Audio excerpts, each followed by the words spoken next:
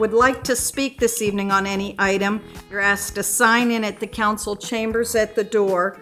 I will, after calling on those that are that have signed in, I will open for the public hearing for others if you would like to speak. With that, Ms. Quillen, if you would please call the roll. Councilmember Sidnor. Here. Mr. Wilson. Here. Mr. Kish. Mr. Welford. Here. Ms. Bonner. Mr. Grant. Here.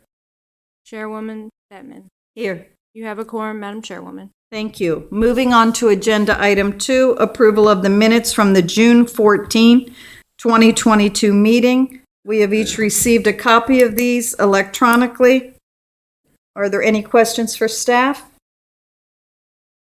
Hearing none, I will entertain a motion. Madam Chair, I'll move to approve the minutes from the June 14th, 2022 meeting as received from staff. I'll second.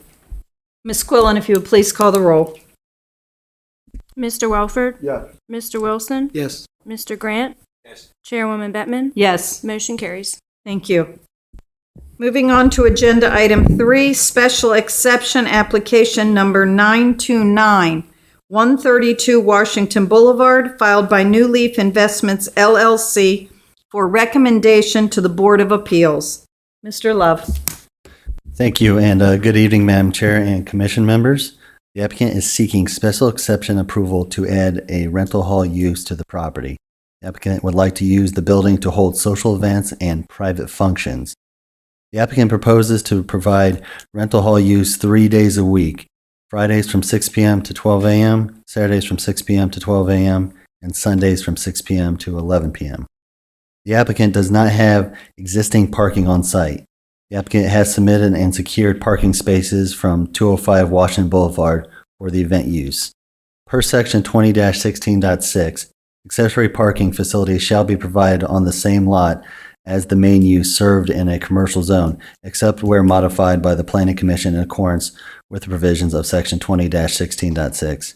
In such cases, the nearest point of parking lot shall be located within walking distance of not more than 250 feet from the main entrance of the building served. The applicant's parking area is less than 250 feet from the main entrance. The applicant is in the City of Laurel parking modification zone. The applicant total required parking spaces is reduced by 50% because of this. The applicant is required to provide 40 parking spaces, but because of being in the parking modification zone, that requirement is down to 20 parking spaces. They will be providing 30 parking spaces at this property.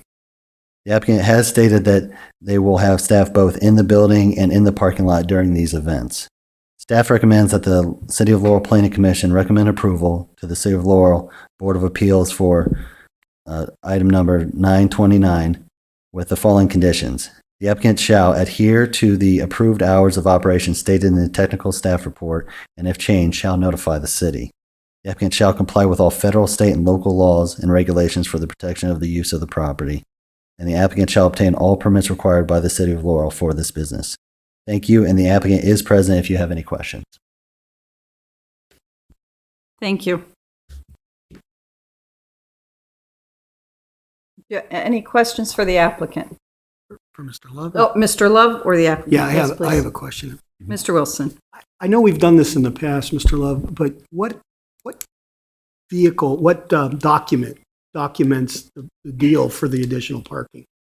What we have with them is we actually have the verified signed recommendation from the owner that states that they can use those parking spots during those times. Okay, And that has been provided. And what happens if sometime in the future that other business owner goes, I don't want, And that essentially they would have to find another parking space or it might dissolve the actual use. so the UNO would go away? We'd At have that to point. Yeah. Okay, thank you. Do you have the slide that shows the aerial view with the arrows, the blue and the red?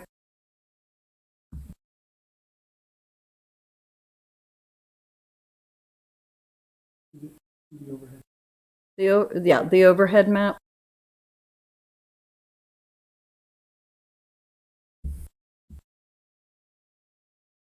And if the applicant could please come forward. If you would state your name and address for the record, please. Here you go. I'm sorry. Welcome, welcome. Thank you. My name is Natoya Davis, and I'm from the New Leaf LLC, and I live in 9 Alpine Green Court, Burtonsville, Maryland. Thank you. How many people do you expect, based on the size, that the facility could basically house for a reception? Maybe 200, 250. Okay. So, and I know I have very serious concerns. Yes, ma'am. So went over there. I've been going over there every day since we found this to try and find a logical path across Route 1. Yes, ma'am. South of us on Route 1 within the city limits at Cypress, we have lost many residents and non-residents that are either even in crossing walks or not crosswalks, mostly at night. And your business will only be open from 6 p.m. to midnight, so Yes, ma'am. it will be dark. You say that you will have people assisting people across the street. Security officers, yes, ma'am, at all times. But will they be enforcing them going up to Montgomery Street to the traffic light? Yes, ma'am. We will be navigating everything from start to finish, maybe from we're open to we're closing. We're going to make sure everyone has left and gone. and make sure we, navigate around the area to make sure there's no lingering. Okay, and an event with 200 people, even if 4 people came per car, we're talking 50 cars for 30 parking spaces. So there will be a lot of people trying to get across Route 1, and I would just strongly encourage the proper security to help get people Yes, across we do. safely. Yes, ma'am. I think those were my only questions, the number of people and the use of security. Does anyone else have questions for the applicant or for staff? Thank you. Will there be a kitchen or food preparation? No, sir, we don't. Is there any alcohol served? No, sir. If we have weddings, we will have maybe wine, but there's no alcohol. No. Do you have more than one bathroom facility? Yes, sir, we do. How many? It's 2 bathrooms. So you'll have a men's and a ladies' Yes, bathroom? yes, sir. And are they of good size? Yes, to sir. It's support very the big. Big crowd? Yes. I think that's all I have.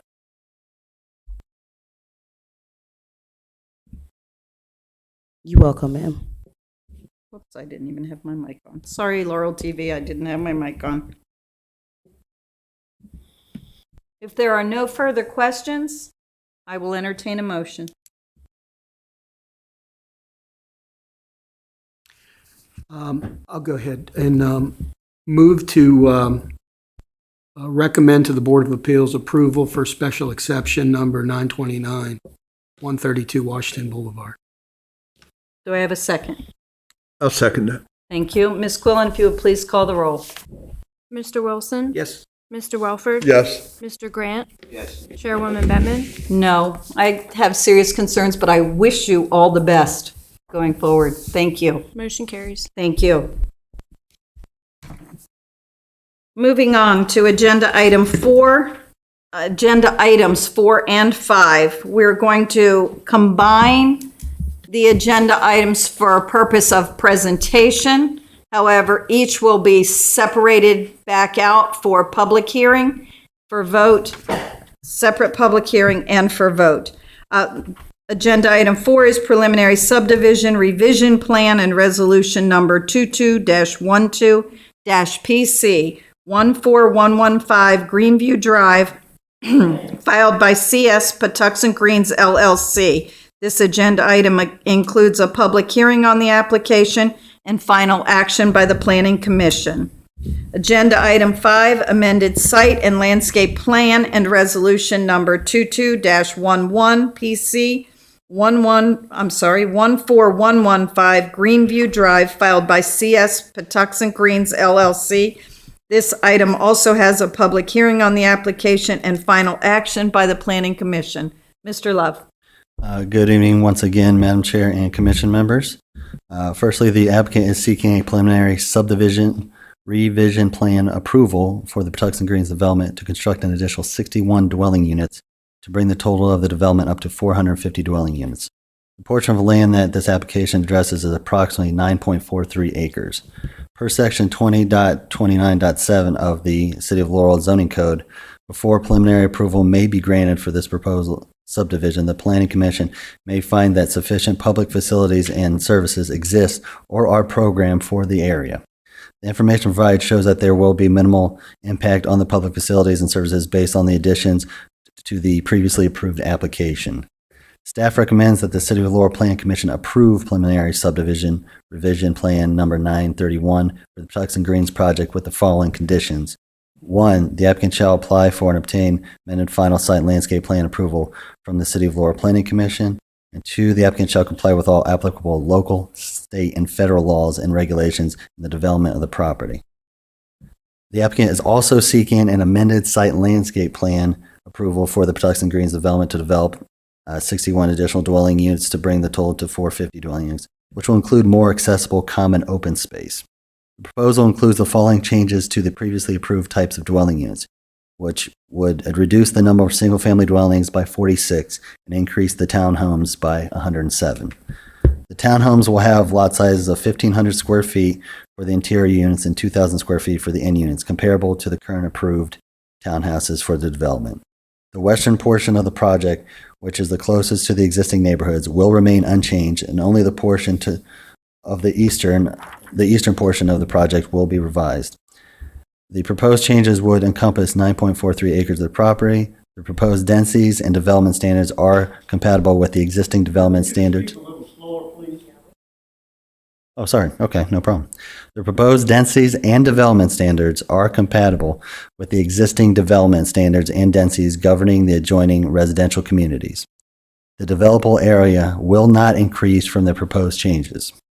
The request does not reduce the amount of green space shown on the previously approved final site landscape plan and protects all environmental features contained in the prior approved plan. The applicant has received conceptual approval from the State Highway Administration to add a left turn lane from Maryland 197 onto Greenview Drive to facilitate movements of right in, right out, and left at the intersection. Staff recommends that the City of Laurel Planning Commission approve amended site landscape plan for the Patuxent Greens project with the following conditions. 1. The applicant shall apply for and obtain final record plat for subdivision approval from the City of Laurel Planning Commission. 2. The applicant shall obtain all required City of Laurel permits for the project. 3. The applicant shall install the city standard no parking signs on the public roads. 4. The applicant shall obtain appropriate approvals from the State Highway Administration for off-site improvements for Route 197, Laurel Bowie Road. 5. A flood elevation certificate shall be required on every structure, and a copy of the certificate shall be submitted to the city to incorporate into the property file. And 6, the applicant shall comply with all applicable local, state, and federal laws and regulations in the development of the property. Thank you, and the applicant and their team will be making a presentation next. Thank you. I believe Mr. Ship. Welcome. Thank you, Madam Chair, members of the Commission. For the record, William Ship with the law firm of O'Malley Miles and Greenbelt here today on behalf of the applicant developer. I want to thank you for your time, not only tonight, but through the whole process. If you recall, I do want to say just procedurally at the beginning, just to reiterate what you said, Madam Chair, which is that we would request that the presentation be incorporated into the record of both applications. Thank you. You'll recall that back in 2017, the applicant processed a request to do a PUD amendment for this property, at that time to convert it from a golf course, which is ceasing operation, into the community we have today. That application was approved on recommendation of this Planning Commission and approved by the Mayor and City Council to allow up to 450 units. Subsequent to that, in 2018, we filed applications for preliminary plan, a subdivision, and the final site and landscape plan as referenced by your staff. And those were for 389 units.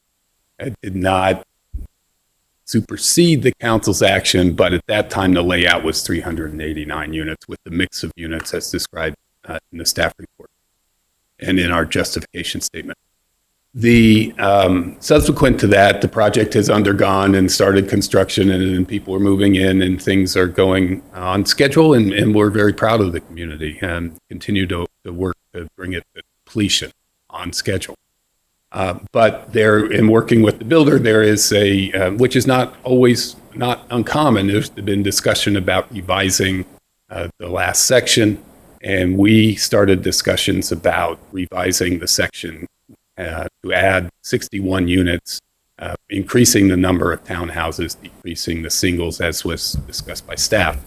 It was determined at that time that although the original PUD amendment allowed up to 450 units, since the original application was for 389, that would need to go through a review of an additional PUD amendment to discuss that topic. And that process, again, with hearings before this commission and then with a hearing in front of the mayor and city council, was approved on April 25th of this year, 2022, to increase the total number of units up to the 450 that we're seeking tonight. The only restrictions were that we had to proceed through the process of getting a subdivision plan approval and a final site and landscape plan, which is what we're doing now.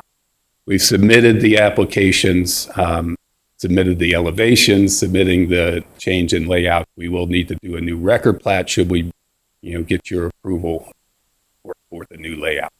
I did want to take a minute to run through a presentation. I guess I will just prompt staff to advance slides. So I think it's up on your screen now. If we could advance the slide. Again, this is just an introduction to the project. You may remember that from previous presentations. Next slide. And that is the entrance off of Clubhouse. And if that's a rendering, but now you actually see an entrance road out. Go ahead. As I discussed, we have prior approvals that date back to 2017, but as recent as April of 2022. Next, please. This is the layout that we're proposing. Actually, this is the one that had the prior layout. And then I think the next slide will show you the revised. There at the bottom, and maybe if you want us to go back and forth, if we go back to the last one, you can see right in almost the center, but it's the lower center of the screen. It's that section, the final phase of the project. And if you go forward, you can see just that section is changing within the project. Next slide. This was a sightline study that we showed you during the PUD amendment process to show that the townhouses in the new section would not be visible from the surrounding singles that predated this. Next. And these are the bubble plans that go with the PUD. Next. So the density analysis, we went through that again to show that our density is consistent with the surrounding single family and condo community next to us, and is certainly in compliance with the overall PUD densities. And there you can see the density shown. Patuxent Glen at 4.96 and Patuxent Greens at 2.4, and of course the condos much higher. The next slide, please.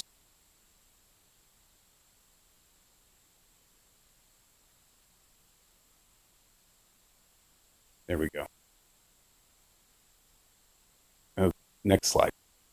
Yeah. So the density analysis we went through, we ran it both with including the large piece of property that is environmental space, part of our property, but we ran it without that acreage because it is environmental and unbuildable, and the density still compared favorably.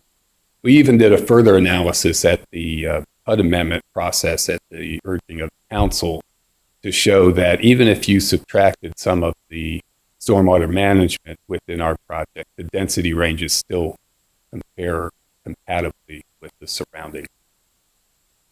Traffic improvements were evaluated with the original approval and are still maintained through this proposal. I want to make a very important point. From the beginning and through every application, the traffic was evaluated for 450 units in this location. And what that means is you do a study that evaluates the traffic impacts from the existing traffic, both on 197, not from this community, the existing neighborhood that already bordered this project, and the proposed. You add the trips in for the proposed. That was all done based on 450 units, and the road improvements that were proposed at that time accommodate 450, even though we only got an approval at our request for the 389 at the time. So the analysis was based on 450. Next slide. So we looked at internal circulation, and this commission will remember a lot of discussion about that. We did look at a number of ways to make sure if there was ever a blockage at one point that cars could get out, and we have exhibits about that, and we could show those again. I'm not going to go through everything in detail now, but I want you to know we analyzed the circulation points. We proposed a roundabout at the main entrance to the site, which will allow traffic to flow continuously from the existing neighborhood and in and out of this new community. That traffic circle will be installed once the site grading work is completed. which we estimate is going to be before the end of the year. That the grading work will be done. Then we'll have I think we already have a permit for the circle, and then we would commence construction. So that is coming. And then additionally, a dedicated left turn signal at Clubhouse Boulevard from 197. So if you're traveling on 197 and want to turn left into Clubhouse, one of the problems right now is it is just a regular green. It's not a green arrow. And with a green arrow, of course, that means the traffic on the other side of the intersection is stopped with a red light. Right now, it's a green yield, essentially. And it's dangerous because of the sight line coming over the hill. So we have obtained initial approval for putting a left turn green arrow, which should improve the traffic into the greater community, not just our project, but the greater there. By controlling, people will have a safer turn into the site. Additionally, the new proposal, this is not something that was required by strictly inadequate public facilities test, which the commission will understand is one of the requirements of the subdivision. This was something that we proposed as an operational improvement in the area because, of course, we've all heard over and over throughout the hearings that anything we can do to improve the number of ways in and out of the overall community, it would be an improvement. So we had our traffic expert go back and look at Greenview Drive, which right now is just a right in and a right out and a solid median on 197. Cannot get into Greenview Drive from 197. What we have worked with State Highways, and we submitted a letter that's in the record of their conceptual approval for this, is a right turn lane into Greenview Drive. That will allow the right turn in. I'm sorry, you're thank you, and I hear my ear back. Left turn in from 197, which means there will be a cut in the median with stacking, a dedicated left turn, and that people will be able to time their left turn with the stop traffic at the signalized intersection that we just discussed. That will provide an additional circulation method to get into the neighborhood when you're coming back in the day. You still have the right turn and right out. The left turn out was not something that was going to be approvable by SHA because it's too close to the movement with the intersection coming on real quick. But that is an improvement that we are proposing that we would go ahead and go to final design and permit once these applications hopefully are approved. Next slide. That demonstrates the Greenview Drive turn-in from 197 that will be added to our bundle of off-site improvements. Next slide. Again, we're maintaining the green space and stormwater management areas. All of the wet ponds and green areas will be maintained. In actuality, they get a little bit bigger because some of the green area that was in backyards will now be part of the HOA. Next. And I just went through that. Go ahead. And same with the stormwater. So these are some pictures that show it's even progressed even further from this, but these were from our hearing back in April. Things keep progressing. The road network is rapidly completing, and the grading is getting there, and we hope to be completed with the full grading by next. Just some more sites of sections that are under development. Next, please. And some of the houses that they next. So the new product is compatible to these products that you see here. It is the same builder, and it's actually a larger footprint. It's 22-foot wide townhouse, but it is the same builder, so they'll be using the same palette of materials and will actually provide yet an additional housing choice in terms of the size of from the, I think 20-foot is the smallest townhouse up to the single family. So this will fit in that. Next, please. And these are some of the elevations. Next. And of course, if there's any questions at any time, ask. But next, please. And so I think that was the last slide. So I do want to say that we have members of our engineering and planning team here. I have our traffic expert here. And of course, Mr. Cohen is here. I also want to make clear one thing, that initially when we filed this application, we had been working on a revision to the clubhouse building. I know there were some concerns raised about that. We pulled that from this application so that we could do some meetings with the community that lives there to explain to them what the changes are and hopefully come to a consensus about what makes sense. We hope to do that very quickly and be back to see you, because as soon as we can finalize that, we can go to permit on the clubhouse and the pool. Okay. Those facilities. So I have several written comments. I believe that people may have also come to speak. I want to make sure it's clear to us and to those that are here. Anything that we are voting on this evening, the two applications, in no way changes anything about the clubhouse or anything like that. Is that correct? Absolutely correct. Okay. Just want to make sure that that's on the record and everyone knows that. Thank you. Thank you, and we're happy to answer any questions. Why don't you hold on for any questions for Mr. Love or Mr. Shipp? I have Mr. Welford. I believe in the presentation from staff, I heard that a flood registration, I don't know if I heard these words correct, a flood registration sticker on each building It's an elevation. certificate. What does that consist of? And what's its purpose? What it is, it's a flood elevation certificate, just to show that the properties are completely above the flood line. Each house, before it's built, has to be certified that it will be above floodplain. And that's what that process is. This is not a new condition. We've been doing that from house one. Certified by, It's certified by our engineer and submitted to your public works. and this is something that's placed on the house itself and it stays there? We can't get the building permit until that's certified. And a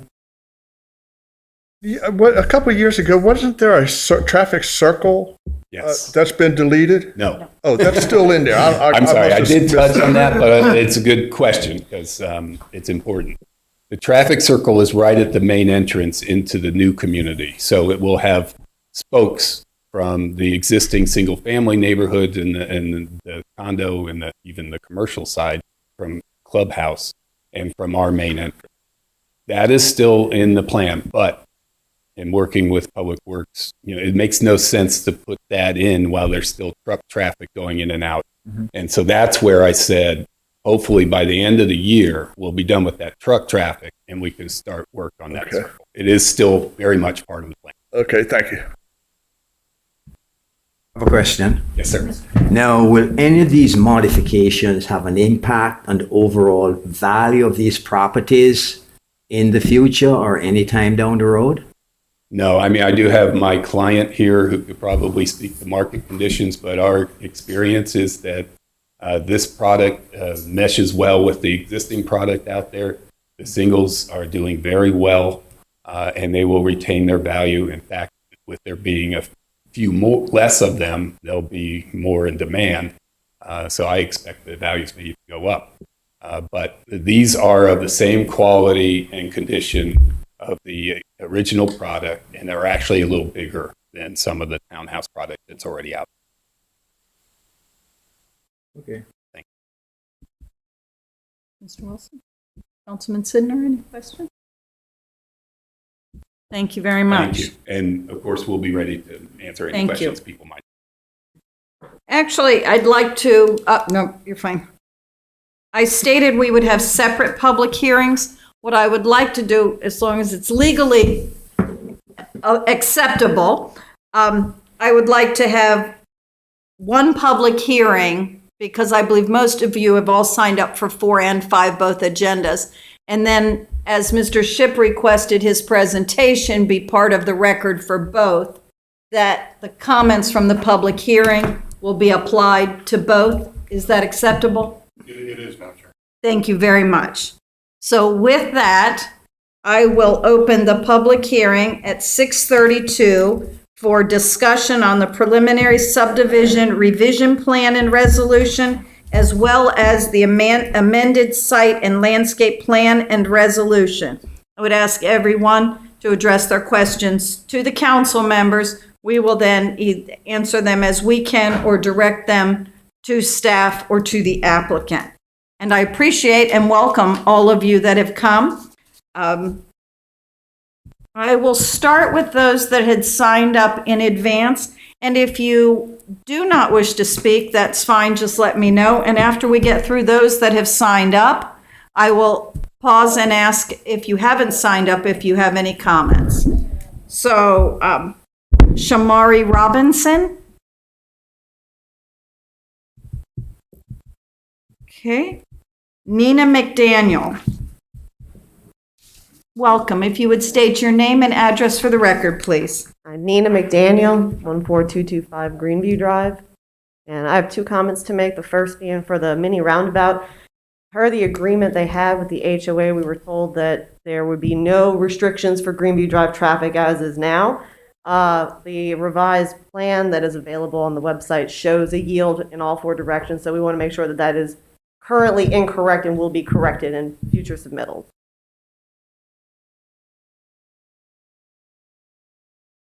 I'll come to. Do you understand the question, though? Oh, okay, I'm sorry.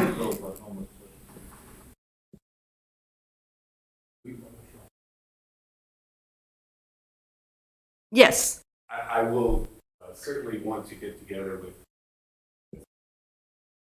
we understand what the question is. Okay. And clarify that we're building it.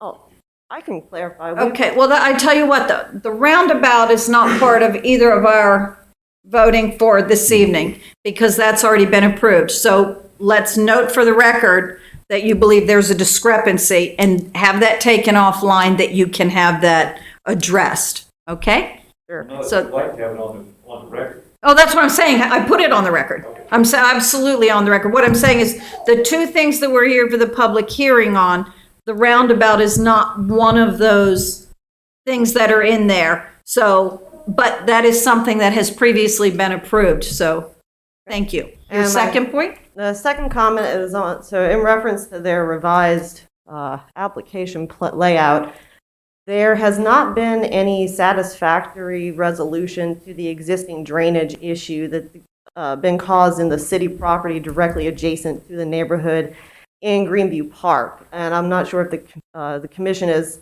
comfortable in approving something where they have not had a resolution to the existing problem, which has gone from being a nuisance to being a public health and safety hazard, creating sinkholes in the park and just continued levels of standing water for weeks at a time. Mr. Love, can you address that? Are you aware of that? I know that they're working towards it. Is that's one? Is there?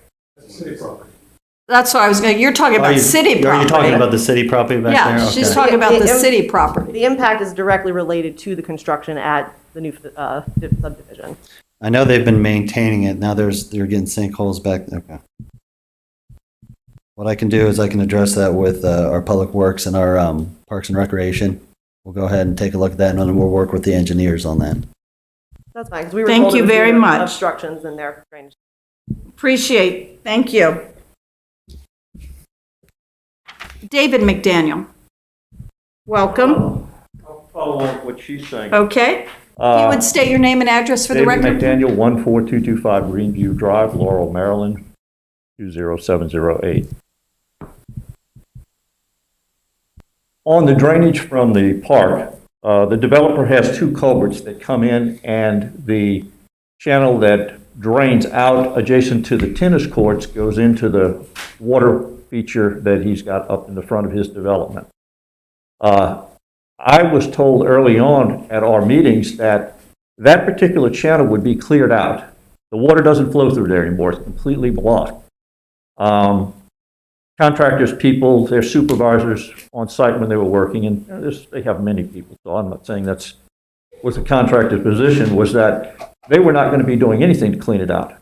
Well, they have since finished seeding and sodding, and they clearly have done nothing to clean that channel out, and it is completely blocked. One of the culverts coming in is at an elevation that water will never drain out of the pipe, out of the your park area. There's a culvert on the south end of your project that it would drain out. But the culvert that drains the Greenview, the Patuxent Glen subdivision that goes through that park only goes to the little lake area. It is not channelized where it will go over into the culvert that they put in to drain.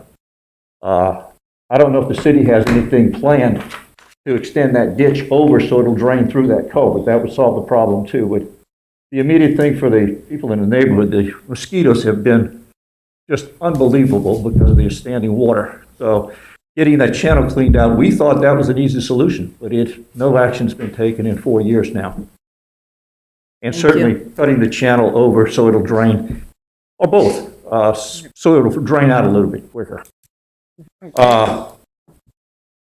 And who do we talk to from the Patuxent Glen subdivision side about the roundabout issue? Who should we be addressing our concerns with, since we're not going to do it at this meeting?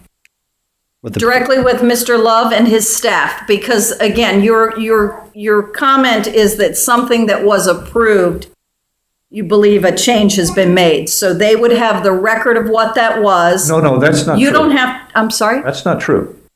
We've been told that the homeowners association, that coming out of the Patuxent Glen subdivision would not have a yield or a stop sign after these changes were made.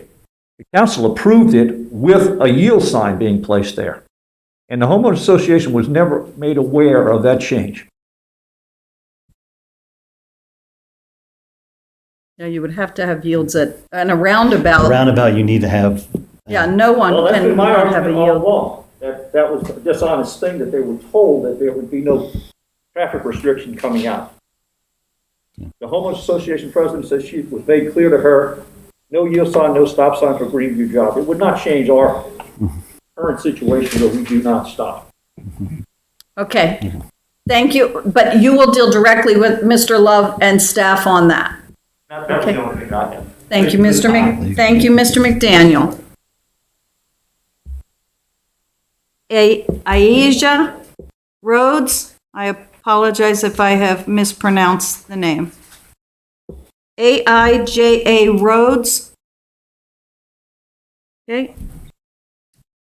Stanley Spalding. Welcome, Mr. Spalding. If you would state your name and address for the record. I'm Stanley Spalding. I live at 1162 Patuxent Greens Drive in this area that we're talking about. Really came to specifically speak about the community center, but I realize we're not addressing that That's today. okay. Wanted to make sure that was clear to everyone. What I would really hope is that, and I really appreciate, I usually drive around and see the signs, the public hearing signs regarding, and I go onto the planning board and read and see what's happening. And I understand market forces are moving from the single families to the townhomes, and I can accept that, and that's been approved. My biggest concern, though, is, and I understand that the developer will have some meetings with us as homeowners to get an agreement. But I did appreciate that you guys sent a certified letter to my house, which told me that I need to be home from work to attend this. And I would really appreciate going forward on this next part, anything that you do something like that as big, because what my biggest concern could be, do we take out a bike path? Do we take out a park bench? Do we do some other feature? And I miss that, somebody that is really excited to move into the city of Laurel. I like to see the development that's happening. I see you guys are doing a lot of good work here, and I would love to be a member of what's happening. So that's all I have to say. Well, I'd like to say thank you, and please get involved. Send your information in, and I encourage any city residents here and watching. The city is always looking. We are just residents of the city, the same as you. So we listen. We have opinions. They may not always agree. One of the nice things about the Planning Commission is if the buck doesn't always stop here, because then it can go to Board of Appeals. But we do try to listen to everyone and Thank you very much. I really But appreciate stay it. involved. We get some pushback about the certifieds because it is a difficult process in terms of getting to the post office and things like that. But notification and the communication of our activities is always been and will remain a priority, both for the city council and for all the And I commissions. see it, like, there's a development by, I think, Pantera Drive that I kind of look at the different developments, and I see that and I saw them in my community. So That's okay. I saw when you had posted the different changes, so it drove me to do that. But I think it was really good because that is impactful to the quality of life of the community. Right. I'm sure most of us homeowners, one of the things that the NV Home or Ryan Home sold us was, oh, this is what your community is going to look like. And I understand about the homes in the back. I get it. But I just appreciate that again, once again. I don't want to restate too much about that, that you guys did reach out to us. And I'm sure a lot of us have come because of that. I don't know what it usually looks like. Maybe it's like this all the time. No. Thank you very much. Thank you. Thank you. Virel Amareri? If you would help correct my pronunciation, welcome. Oh, welcome. If you would state your name and address for the record, please. My name is Virel Amari, 148 Lions Creek Drive. So I put it in writing because it's a little bit harder for me to. I will read that. Right. So my concern is the intersection clubhouse with Patuxent Greens, where it's a 90-degree turn over there. And actually, the guys which come from Patuxent Greens have a stop. If you come from clubhouse, you have a priority, but you have to stop because pretty much you cannot turn if a car is on there. So I see it as a very inconvenient intersection, and I think that intersection should be a turnaround circle, and that will make it much easier and safe. I believe that is where the circle will be. No. No? Okay. No. So he's talking about. It's the next intersection going inside community, Oh, okay. which is the main bifurcation between. It's the main, sorry, just for clarification, it's the main intersection at Clubhouse and the first crossroad, which is where the clubhouse facility will be. It's internal to the project. I'm sure we can show you all that. Yeah, We okay. get one map, so. Sorry, I didn't mean it. Right next to the big parking for the clubhouse. Right. Okay. Oh, that's the wrong, Oops, yeah, that's Greenbelt. That's somebody else's. Victoria Falls, Kings Grant. Disapprove. No, that one, then it had Victoria Falls in it. There we go. So just to clarify, you're recommending that the builder consider. Kind of request. For that. Right, Okay, right. so I mean, that would not be because- part of this, well, I guess it could be. Especially, Subdivision revision. I understand it, the old project That was would be approved for 50 units. But that could be an issue, especially for people which not used to that intersection and can create problems for us, which are there. Thank you. It's actually, the circle is on the left, and right where those two circles meet, right there is the intersection. There is a right turn, which is very difficult with the Patuxent. The vertical one meets the one with. Where it goes to the right. Okay, That first right with the model. yeah, Right, so okay. that Thank you. intersection over there, it's a safety issue in my view. Thank you.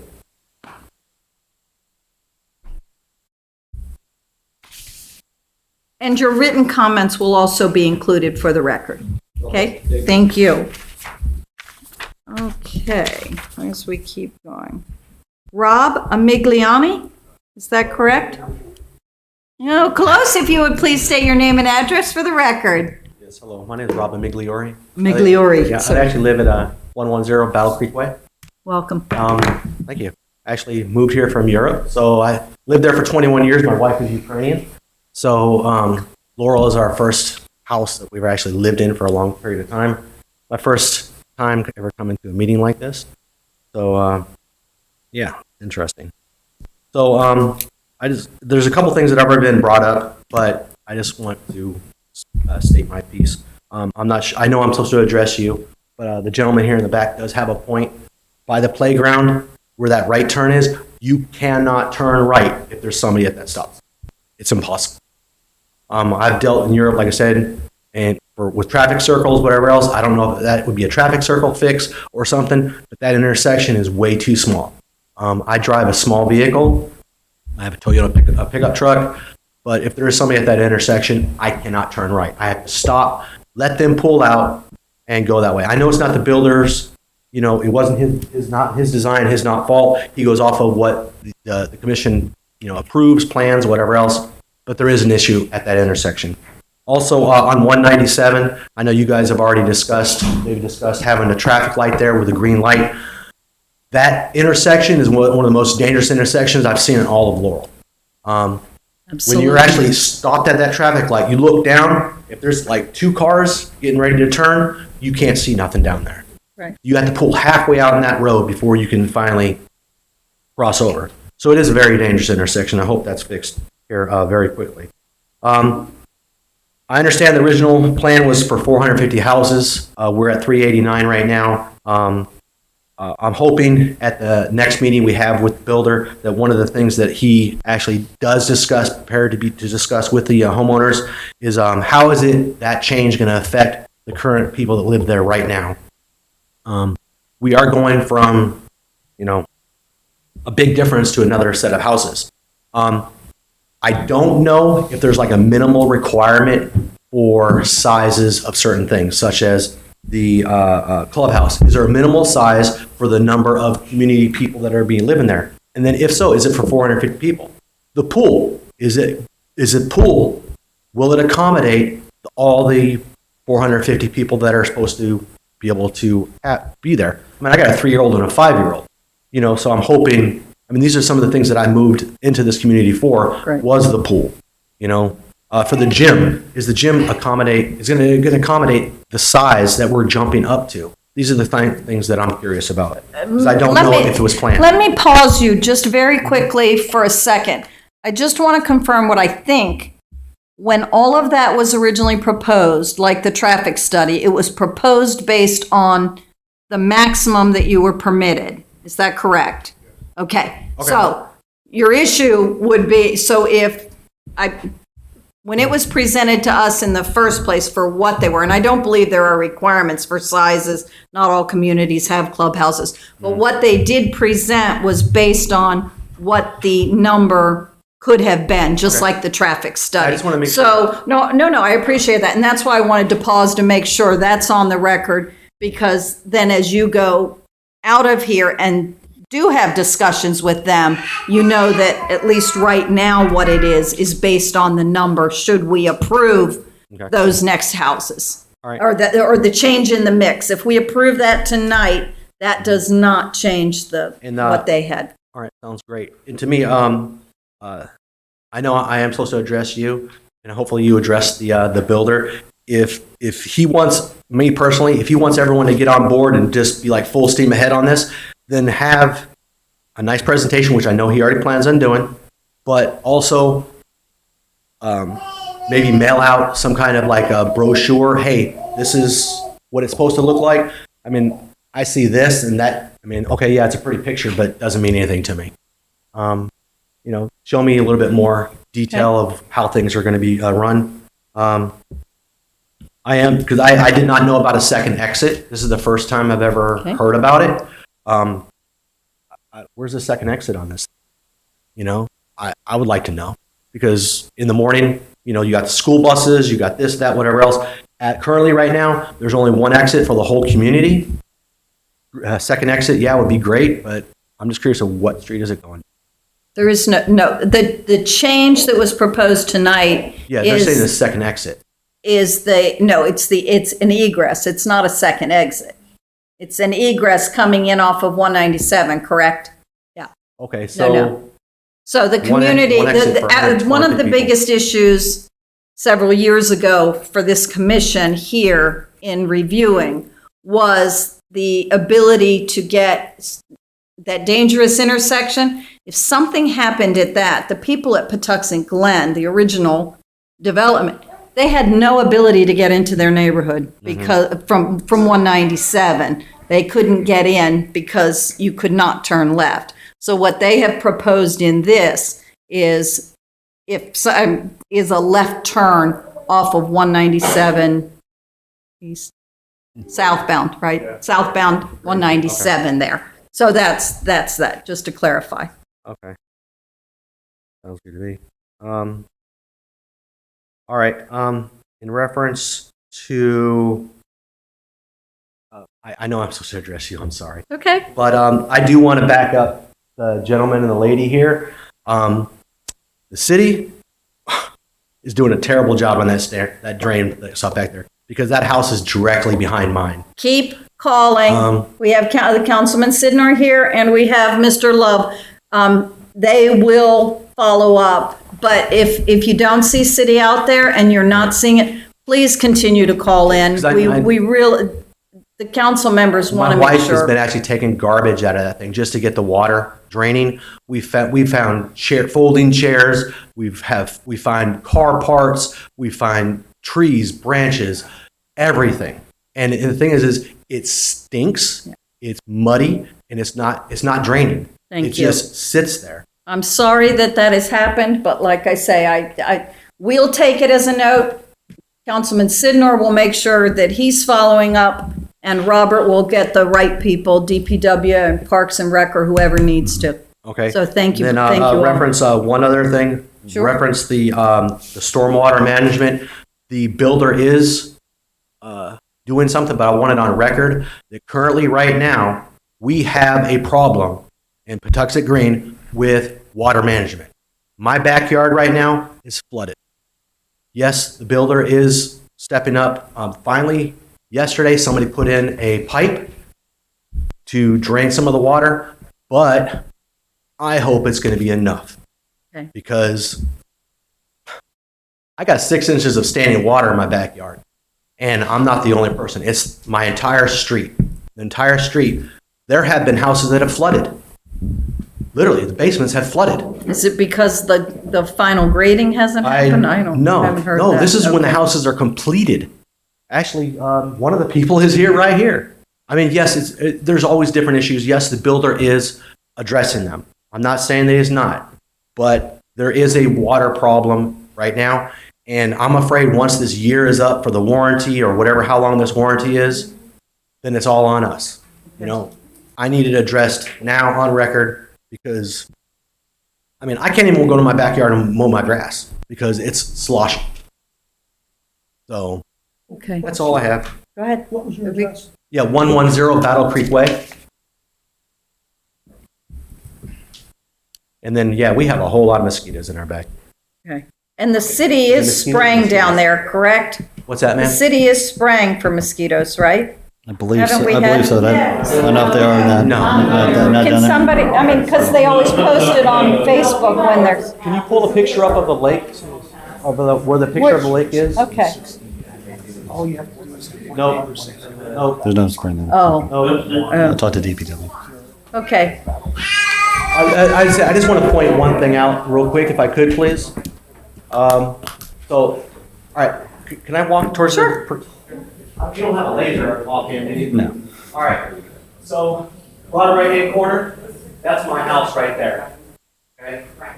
Love the house, builder did a great job. They've actually met with all of my concerns, but the problem is the water. From the pond right here, straight down, where all that overgrowth and bushes and all that other stuff is right there.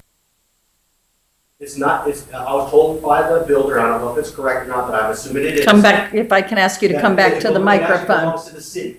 Because he has had his. I need you back here because we're on television and we've got to have it on the record. Sorry. Thank you. Now, the builder has had his people picking up trash in the pond and all the other stuff, so which is great.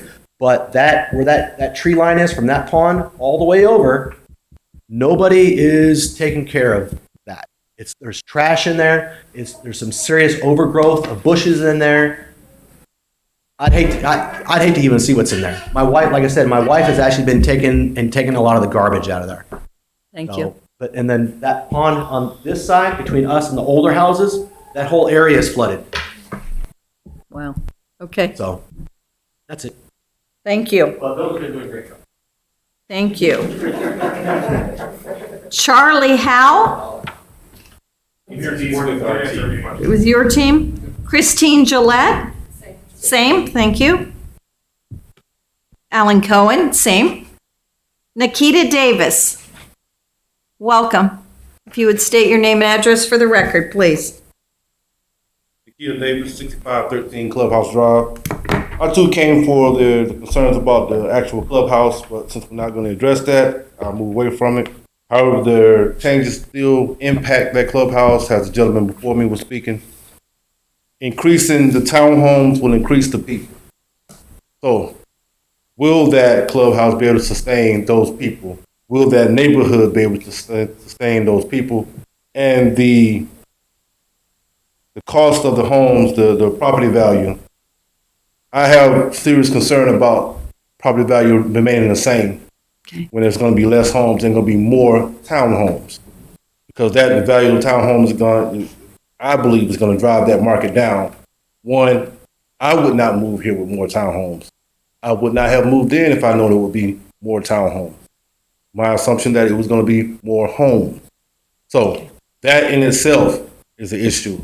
As I was listening to the modifications and the recommendations about the left-hand turn, and that does nothing for Patuxent Green. It does nothing for us. We still have the same in and out issue, and we're adding more people now. So now that also compounds that. So although that is a good thing for the greater part of the neighborhood, the older section, that does nothing for the newer section. I still will have to come up to that front area, that one roundabout area, and I still have to get out that way. I have no other way of getting out of there. And if we're going to add more people, that's going to cause more of a delay, more of a congestion, more opportunity for accidents. So concerning the changes that we are voting on, that you're voting on right now, I do not want that to happen in the neighborhood. I prefer for homes, no more townhomes, period, point blank. That's all I have. Thank you. And the only thing I want to clarify for you is that what I had asked was, when they originally presented to us several years ago, the clubhouse was based on the maximum number, the 400 and some number that they are asking for now. The traffic study and everything was done on the maximum number of people that were allowed at that time. So come out that one exit. Was that? No, that exit? yes, there was a many meetings of discussion about that. Very many. I mean, for the record, I was the only one that voted against it. Sorry. Once the council voted, the commission voted for it. I think it is a beautiful neighborhood. I come down and visit your neighborhood a lot and encourage you all, as I said before, to get involved in the city. But all of that was based on the maximum number, and then the builder came in with the lower number. So your concern about the clubhouse, it was based on that increased number, and so was the traffic study. So that's why I encourage you, if they're going to have meetings about the clubhouse and changes. I will. Okay, but I thank you. Okay, thank you. Okay.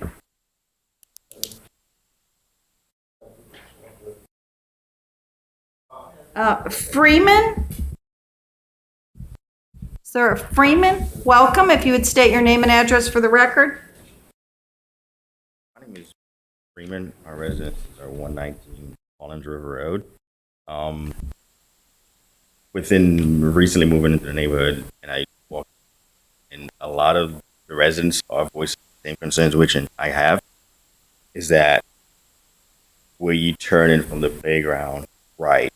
I've witnessed it doing my walk this morning. It's very difficult when someone's coming in or the residents who are leaving out do the same, like basically change at the same time because the radius is so small.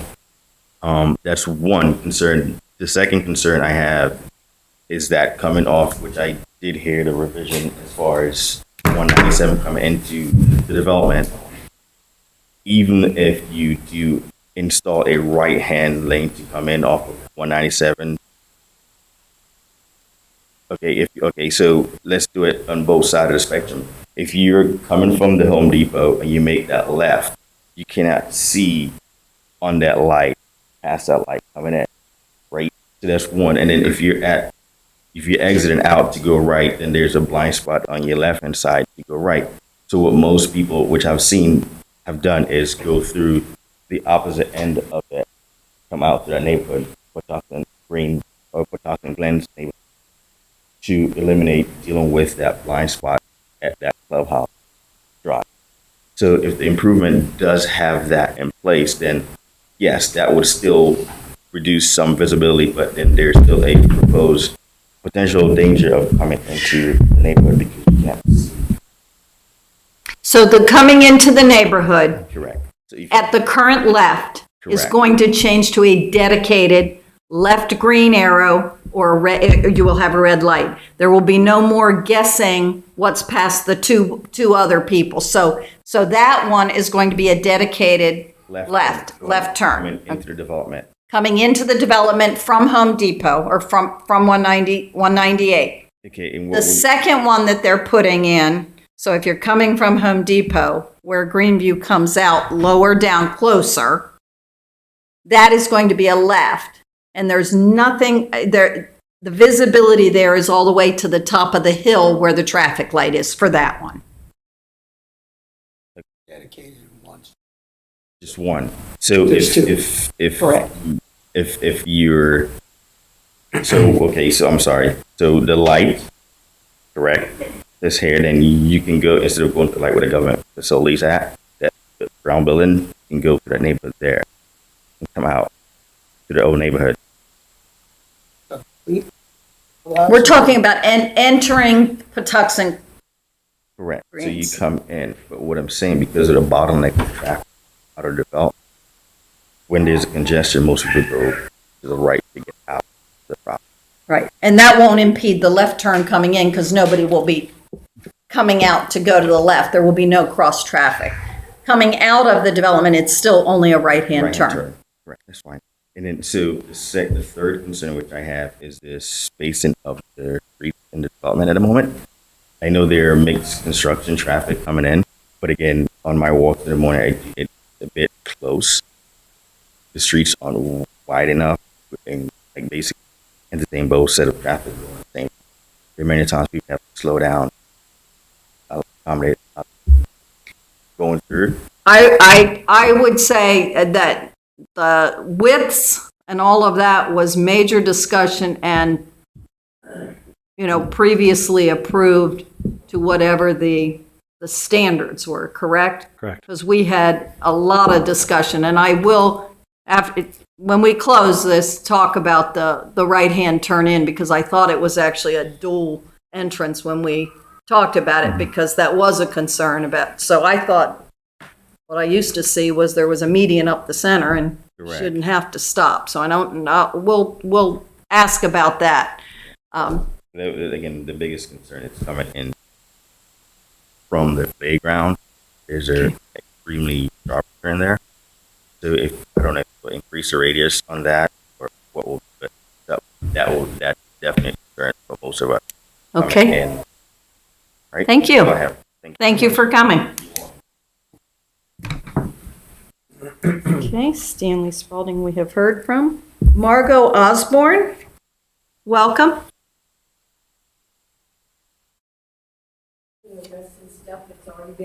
That's fine. Please state your name and address for the record. I'm Margot Osborne. I live at 14239 Greenview Drive, Laurel, Maryland. And I kind of wrote a letter, and it's to the mayor and city council. But anyway, here's my letter, and I have another question at the very end of the statement. My name is Margot Osborne. I'm a retired software engineer from CSC and NASA. I have lived on Greenview Drive for over 30 years, and I had wanted to come to speak at the last meeting, but due to an unexpected cold, I did not in an abundance of caution. However, I listened to the tape of that meeting. I want my remarks on the record on the Patuxent Green project, and I would like some questions answered. My house is directly abutting the Laurel City Park next to the tennis courts. When it rains, the park, which is on a floodplain, is covered in water, and the water comes up to the public path, and in some instances covers the path, but not on my property. I heard on the tape that the developer had said his new project of more townhomes has actually more public space than the original project of townhomes and single-family homes. Public open space, while desirable, is not an environmental parameter that is important here. The important parameter from a drainage point of view is permeable land. So my questions are, how much of the land was permeable when you had the golf course? How much of the land was permeable with the original plan of houses and townhomes approved for the developer? How much of the land is going to be permeable with this new plan of additional 61 dwellings? Day after day, I have watched trucks haul in dirt to build up the floodplain. But the water has to go somewhere.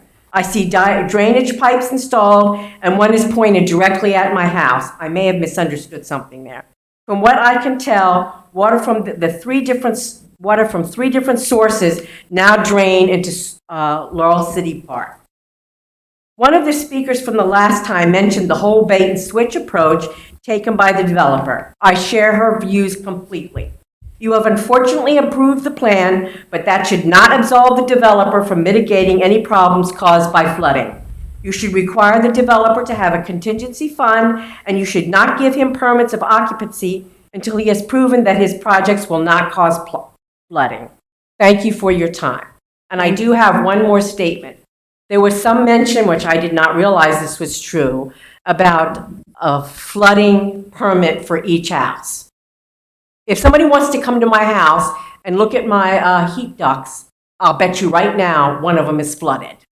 So the city of Laurel has granted permits and did not permit, check to see if there was flooding occurring in each home.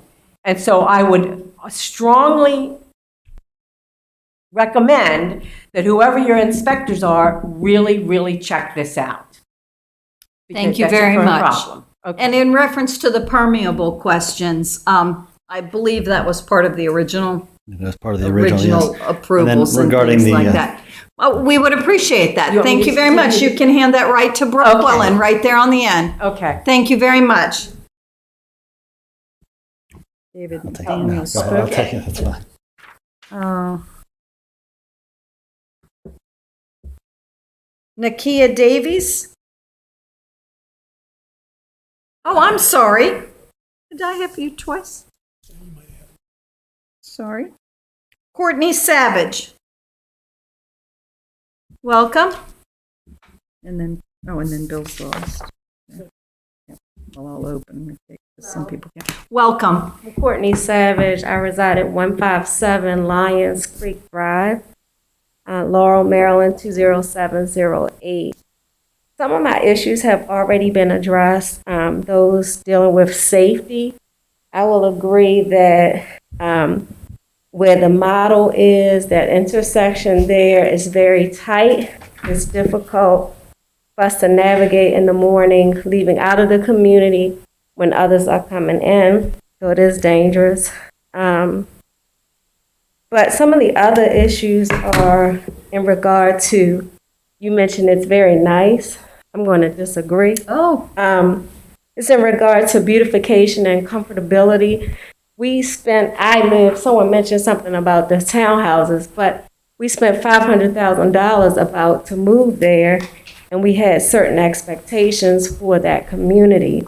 One issue is the mosquitoes. They're out of control, and I understand that there's standing water everywhere, but I'm hoping there's something that can be done to address that. Along with that are the geese. we can't enjoy our community. We can't walk in the evenings. We can't walk in the morning without, ditching and jumping around to avoid the blessings that have been left behind by the geese. So that's an issue. But then there's extensive signage in the community, and it's very unattractive. It looks more like a driver's ed course than a community. So the signage is very tall. It's maybe every 10 feet. It's extensive. We all live there. We paid a lot of money to live there. I'm assuming we're well educated. We don't need that many signs to tell us that this is a no parking area. So it's very unattractive. And I'm just wondering if those persons who are responsible for putting it there would like to have that in their own communities. The other thing was there was some mention of trails. I'm not sure if they will still exist or not. But when we purchased the home, we were told that we would have trails throughout the community to enjoy.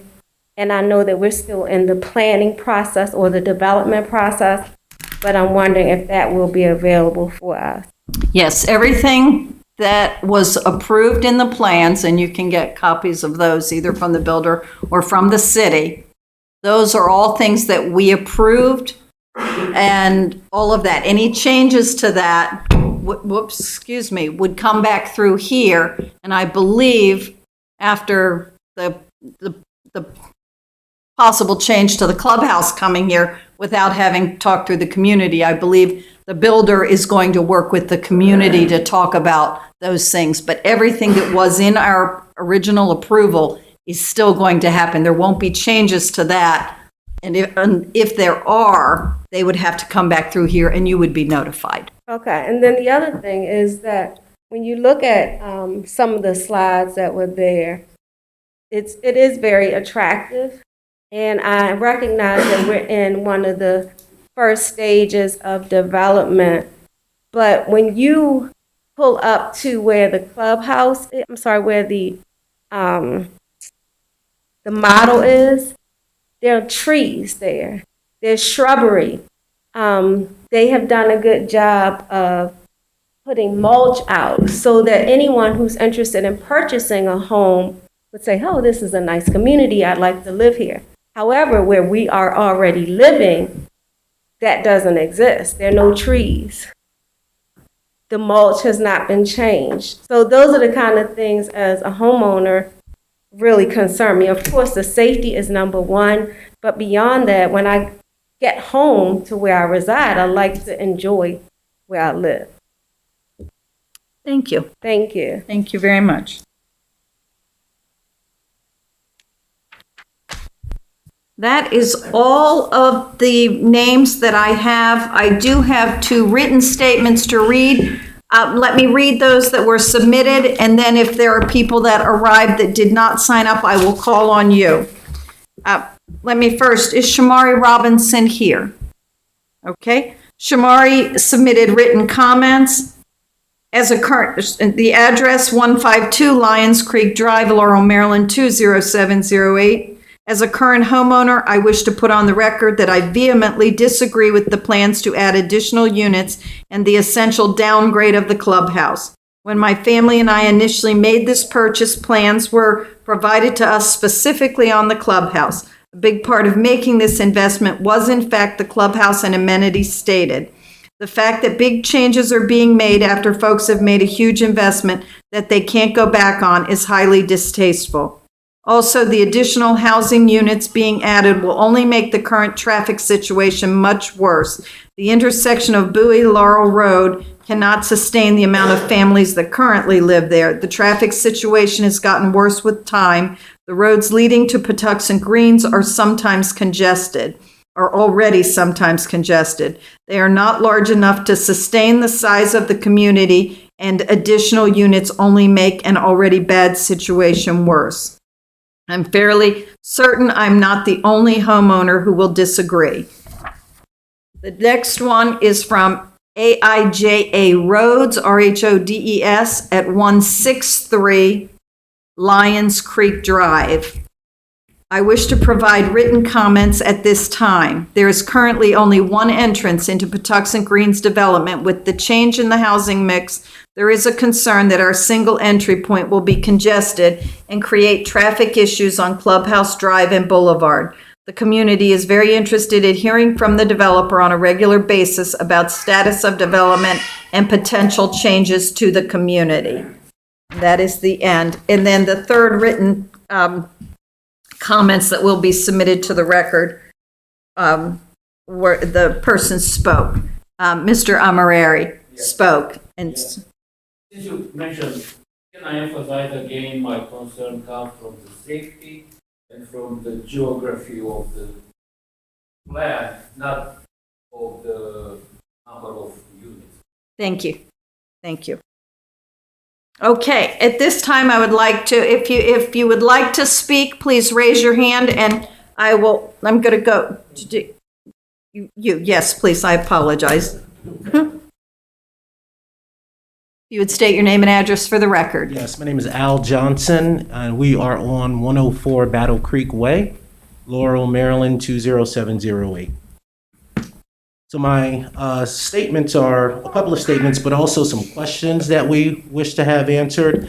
One of the concerns, as a couple of people have brought up, is just the overall integrity of ownership of the community. We are single-family homeowners, purchased in the community for the thought of being around other single-family homes, nothing against townhomes. But my one question is, have we documented, or is there documentation about who these additional units are going to be sold to? Are they going to be sold to retail end users like myself, or they're going to be sold to multi-unit investors? I think that's something that needs to be known, especially in the economic climate that we're in. Because like one of the other members said, that will definitely bring down the value of the single-family homes.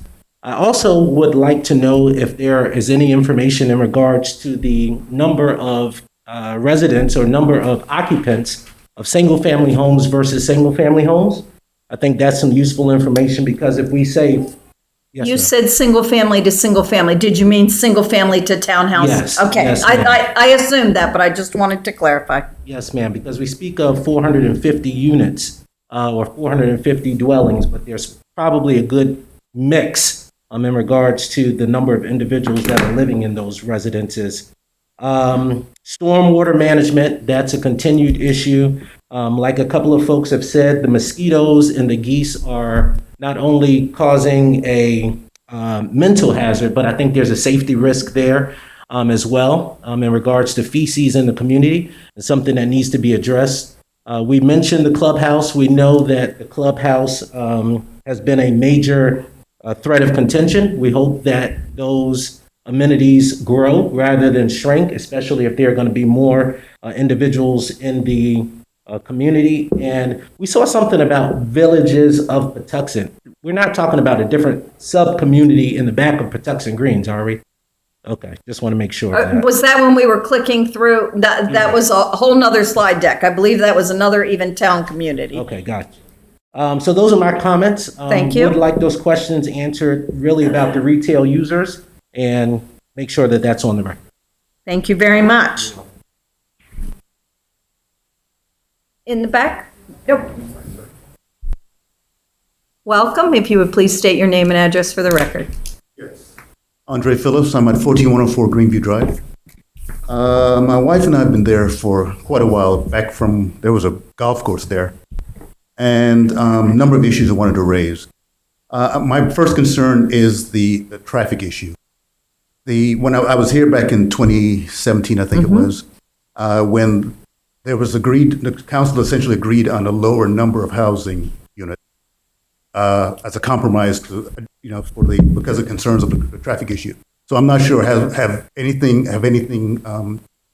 of these changed to allow the greater numbers that are being proposed now? Number one, and number two, the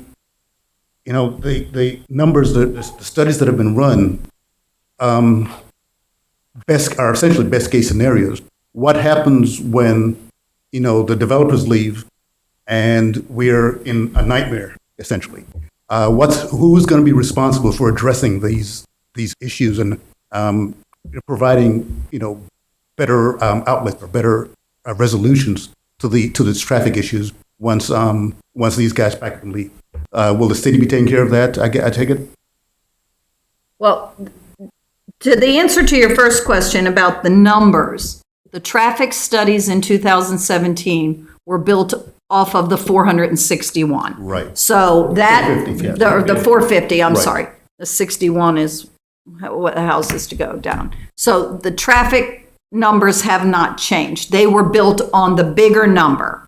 To your point, they came in and asked for a smaller number of units, which is why they're back here now. Right. Okay, they're back here now because they've asked for a change so the land and use was allowed, was this big, and everything they built, the clubhouse, everything they presented was for the larger number. Mm-hmm.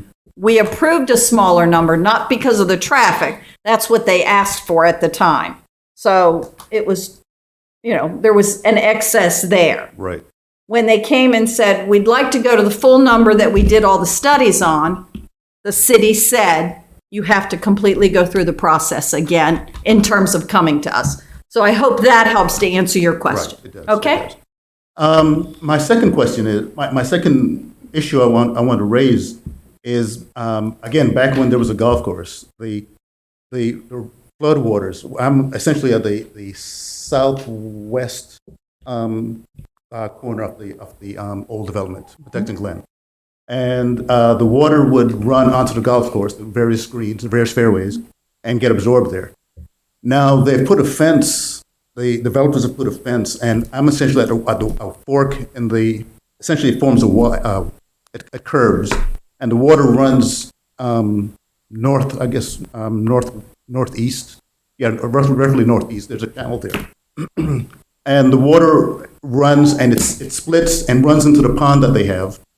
But my backyard is right there, and I have a pond in my backyard now when it rains heavily. Essentially when it rains. And I couldn't be on my deck last week because the stench was unbearable. And is that new? It's gotten worse. Okay. But it's not new. No, it's been. Because I've the called golf about it course before. used to, I know the golf course used to flood. There was no storm management when it was the golf course. But my backyard, it didn't affect me because Okay. it ran onto the golf course. Okay. Now the fence, it's a temporary canvas-like fence there now. Oh, okay, sediment Perfect. control. But the problem is, it's causing a it's problem causing me to a you. problem. Okay. And it's part of it is city space, or city land. But Right. the point is, it's untenable the way it is now. So Understood. I would like that addressed. Thank you. I don't know who to I don't know if the developer or the city takes. Well, care of I that. think it's going to be a combination. I think we've heard Enough people talk plenty about it. about water and on city land and whether it's being caused by that, but we certainly don't want unsafe, unhealthy conditions. And It's affecting we'll also ask the city to get a response to you on the mosquitoes. What I do know is that the city is, let me finish before people react. And this will get verified because I don't know that it's the case in your area. The city is spraying for mosquitoes. If one resident on one street objects because they don't want the chemicals, the city is prohibited from entering there. So it's possible that, and again, I don't know that, but we will have that checked out so you can, not that we're going to tell you what neighbor if that's the case, but the city took very seriously getting the mosquitoes because it is an issue. But there are some people that object, and when they object, I believe there is a requirement that the city cannot go into that area. So that absolutely we'll have that looked into, the water issues and things like that. And my biggest concern is, it's an economic thing. My biggest concern, Safety has brought up. And yes, safety as well, but it's also economics running this whole thing here. And if I was showing my house that day for sale and someone's got the stench, forget it, So you get my point. You get Absolutely. my concern here. Thank you. Thank you. Thank you very much. Is there anyone that has not spoken yet that would like to speak? Welcome.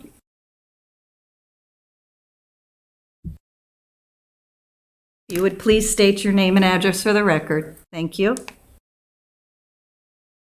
Good evening. My name is Geneva Malwal. I live in 106 Battle Creek Way. And yes, I heard the developer was speaking about they are getting the certificate for the flood and everything. I was one of the homeowner that I bought the house today. The next day, my basement flooded. I'm not able to use my basement. It's a month out right now. And one of the problem that the builder did not put in place was the sub pump. So they had the sub pump. The sub pump is pouring water in the foundation. Right now, they are having it drain out. My backyard is always flooded with water, and it's taking it to, that's only for the sub pump that is gonna go to the creek or a little, I don't know, that's I think where you guys live, kind of. But we're still having a problem with water because that's not gonna solve anything like what they're doing right now. We are still gonna have problem with the water there. I think Rob has a video of, it's like, I don't know, it's like waterfall or something like that. So that's one thing. The second thing, I also would like to add my voice to everyone that was saying, I think additional additional townhome will actually bring the value of the house down. This is my second home in Laurel. I was in somewhere that it was all townhome, and we decided, hey, you know what, we need to go to a single family home. Another issue also, the intersection where the playground is. I don't have little children. My youngest is 10. And I don't even allow him going there by himself. The roads are really dangerous. I mean, kids, there will always be kids. And I don't know what's the solution there, but also the roads are really tight, which I have a 17 years old, 18 years old that drives, and we don't allow her to drive on that, what's the name of the street? Clubhouse something. Yeah. So these are all our concern there as well. Thank you. Thank you very much. Sure. Thank you. Yes, limited to a minute if you're speaking a second time, please. Regarding the G's, does the city have a plan? I'm sorry, I apologize. G's. Oh, the geese. G's, Okay. I'm sorry. No, I'm sorry that I'm not hearing it. Does the city have a plan for this?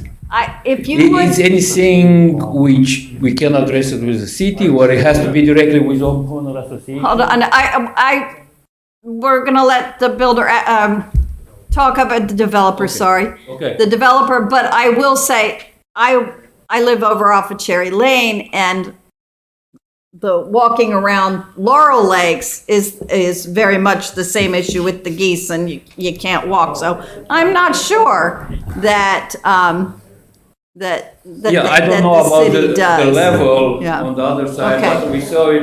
And I think Thank you. Okay. Let's try and keep Mr. McDaniel. Thank you. You guys brought up some couple of things that I had clarification needed. Over by the tennis court where part of this problem started that causes the mosquito problem with the channel that runs adjacent to the tennis court, that we've been requesting at public meetings for 4 years to be cleared and snagged. I heard that we Cleared need to- of what? Cleared and snagged, I'm sorry. The channel to be cleared and snagged, the ditch is completely blocked. Oh. I heard, if I'm not mistaken, that we need to keep calling. And I guess my question is, as homeowners in the area that we've been bringing it up for 4 years, why do we need to keep calling and making those requests? I apologize. Like I said, I am a member of the Planning Commission, and I am a city resident. If I've got an issue, I call until and I'm, like I say, I'm sorry that you would have to keep calling, but I'm saying do not give up on the city. You're going to get it to the right person. I'm hoping that tonight we've heard enough that we will get some But information. it's a simple contract to clear and snag that channel. Okay. And I don't understand why it's taking so long. I It don't would solve a lot of these people's problems. Okay. The other question that I had, I heard that you have flood certificates. Are these FEMA flood certificates that are being issued? Yes, they are. So therefore, the 100-year, they're at the elevation of the lowest livable area of the buildings? Madam Chair, we were going to answer a number of questions that came Okay. Okay, thank you. That one didn't come up. Are the flood certificates for the lowest livable portion of the house? I'd like that answered. And the studies for the traffic have been discussed a couple of times. The first studies, in their summary and finding and recommendations, said that the current situation, that it operates at an unsatisfactory level of service during peak and periods with or without the redevelopment in sight. That was in 2 of their studies. So that you're pointing to 2 studies that actually told you it was unsatisfactory. We haven't seen anything coming back in a study with the changes showing that these other studies have been made satisfactory. Is there some way we can get a copy of that? You could get that from, Yeah, it's online right now. thank The you. ones online printed out said it's unsatisfactory with and without the project. I looked before we came. Well, but again, that's what was presented and then it was voted on. So there wouldn't have been a requirement to change that, I assume. Well, the developer is making some changes. He's putting turns and putting stoplights in. Does that fix this situation that the traffic flow is unsatisfactory? That's what the community would like to see. We'd like to see that the existing development leaves us with a situation that is not like their findings in their 2 reports saying that it's unsatisfactory. Thank you. I'll ask you to follow up with Mr. Love on that. Thank you so much. Thank you. Okay, you haven't spoken. Welcome, both of you. Good evening, everyone. Good evening, council members. I'm hearing a lot of talk about. Could I please ask you to state your name and address, please? That's okay. My name is Miriam Vilmane, and we reside at 1130 Patuxent Greens Drive. Thank you. And I have inquiries about what the impact of the increase of homeowners would be in the area. I know we've talked about the downsizing of the community center, but how is that going to impact HOAs? I don't know if that should be discussed in this forum. No, that's a very valid question that I would suggest you bring up when the developer has the meetings with the community about your HOA and all. What is being brought here in front of this commission today is their request to change the mix. We don't deal with homeowners associations or dues or any of those kinds of things. Which I get, but to me, reasonably, if you're going to have that discussion, then you should also have a discussion of the cost that we're paying monthly for the home associations. In addition to that, we pay a water assessment, $700 yearly. So I'm hearing their concerns about flooding. Does that not take into account the assessments that we make? Should that not go towards the infrastructure to create a landscape that doesn't have flooding? Can you help clarify what that assessment is for? Isn't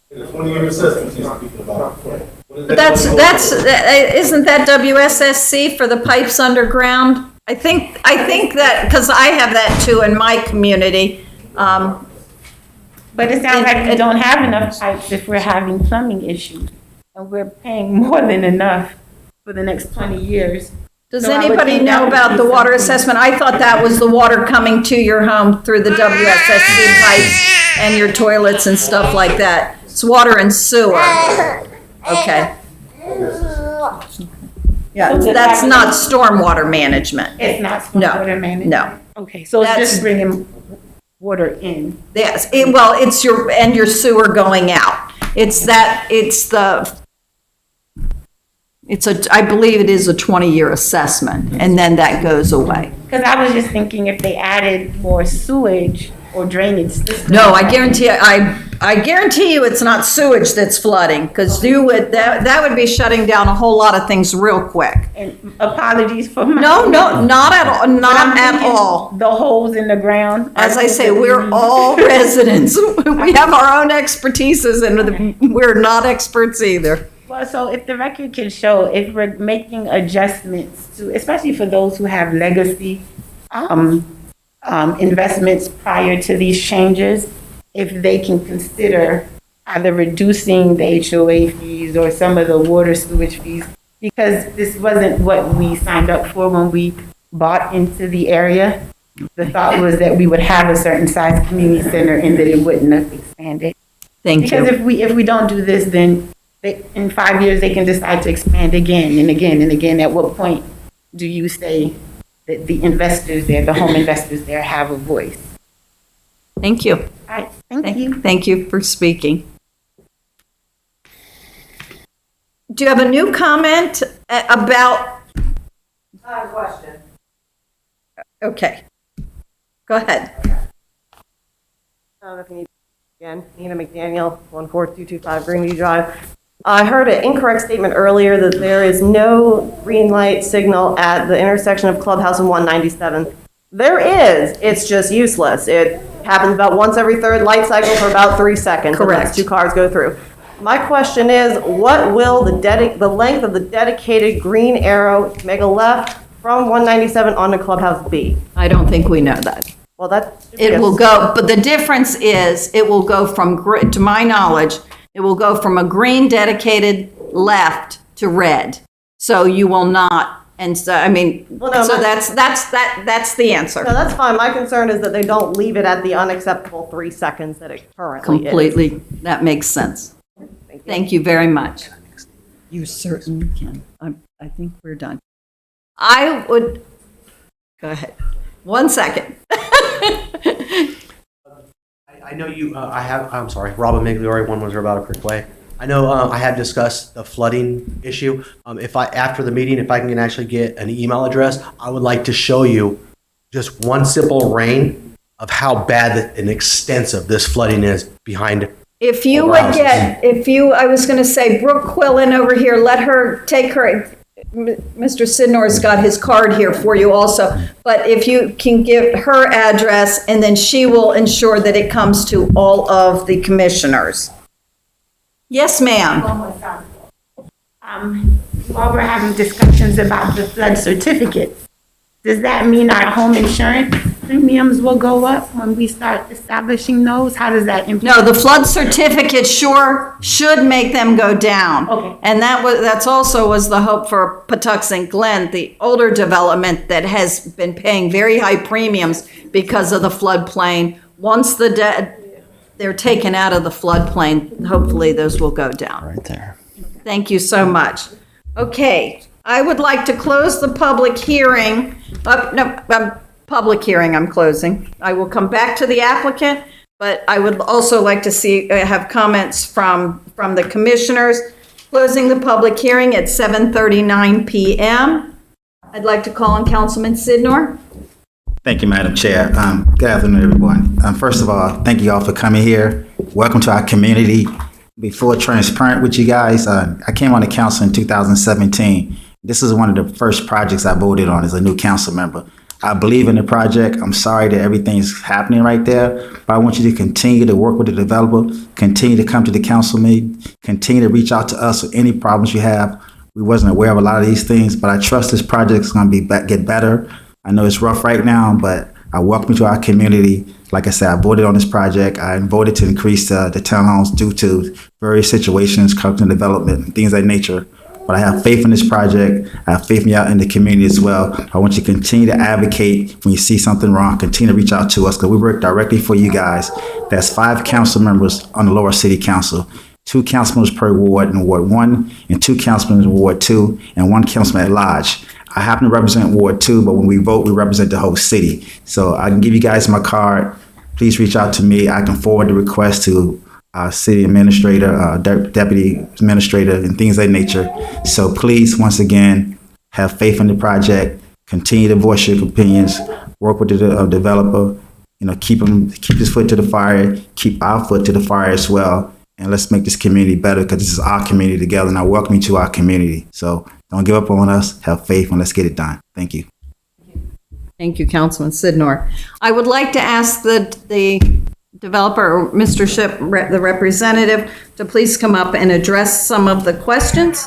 Thank you, Madam Chair. I think my client would like to address some of them that are more in the marketing. And if you would state your name and Hi, address. Alan Cohen, 6290 Montrose Road, Rockville, Maryland. I just want to touch on a few important issues, one being the clubhouse. I don't want to get into the dynamics of why I went back to drawing boards, but I have had several meetings with the community and I listen to what they say, and money is an issue with dues. Pool deck is an issue, so I took it under myself to make a change, which I made a mistake. And I ensured everybody that lives there, at the end of the day, if we can't agree on a clubhouse, I will build what's exactly approved by the mayor and council and planning commission. That's never going to change. I just, as doing this for a lot of years, I know what communities really want. And it's with this clubhouse, there was just way too much dead space and not enough pool space. And those are the changes that I made. So again, I will be submitting to the community a couple options. We will have a meeting and they can voice their opinions, and and at the end of the day, we will agree on the clubhouse. And again, if it's the original clubhouse that they want, it's what they're going to get. Never been an issue. Number two, the geese it's been devastated out there. So we finally made headway with Fish and Wildlife through the state, and they are going to corral, and I'm not exactly sure if it's going to happen this season or next season due to their flight patterns. I don't really understand geese, but they will get rid of the geese. They ensure me that the resident geese will be a resident no more, hopefully sooner than later. Okay. It's been a problem and it's going to get resolved. And I've told everybody. Okay. And again, for your all's sake, I have been extremely transparent with the community. I've allowed my cell phone number to be published. They text me, they call me. It's the first I heard that there was a faulty sump pump in somebody's basement. If I would have known that, it would have been resolved that day. And obviously I will get on it tomorrow morning. And obviously that's a builder issue, not a developer issue. And what's happening now is where there's been some draining issues in back of their house, when I deliver the property to the builder, we get a certificate from the engineer that all the grading is done per the plans and everything drains correctly. What they do is they build the house, they go back when they mess up the backyards, they do a quick grade and they put sod down, and yes, it does a lot of times hold water, but that will be fixed. The builder knows that, and that will be fixed. I can't speak to the city issue, but as Rob knows, whatever needs to be done with my help with the city, I mean, I'll help. Since day one, since 2017, you know that I'm always available to help. And third, the investor issue regarding the townhouses.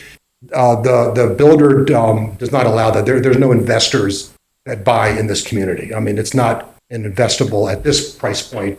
It would never be a good return on the dollar, and it's prohibited. And I'm pretty sure in the contracts that they cannot be bought for investor purposes. So thank you. Thank you. And if you have any questions for me. Okay, but not right now. Okay. We'll let Mr. Ship, excuse me. Did I say Gibb? No, there should be no confusion there. And I'll try not to. Must have seen that green bell up there. You know, I appreciate Mr. Cohen coming up and discussing some of those topics, because I think some of those are really things that a developer, HOA, residents need to get together and talk about, and he has some updates and we're hearing some more concerns. So some of those things will stay, I would say, in the bucket of the HOA and the developer need to work some things out. And we're, like he said, he's not going anywhere. The trailer is there, it's open, people can come knock on the trailer door, or he has given his cell phone out to a number of folks. As far as some of the drainage issues, if there's a city parcel that needs some work, then I'm sure your staff will report back to you.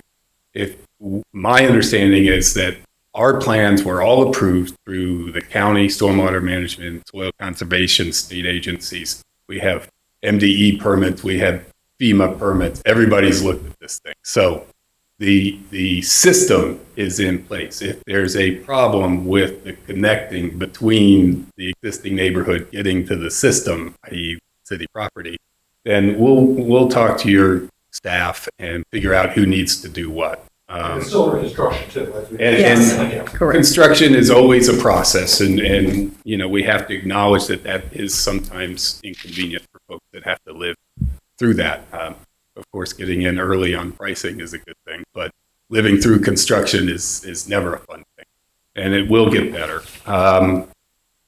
No particular order, just going down. I will say that I think it was Ms. Robinson's letter that you read in about the clubhouse change and objecting to that. That was the message that we first got, and we said we need to step back from that.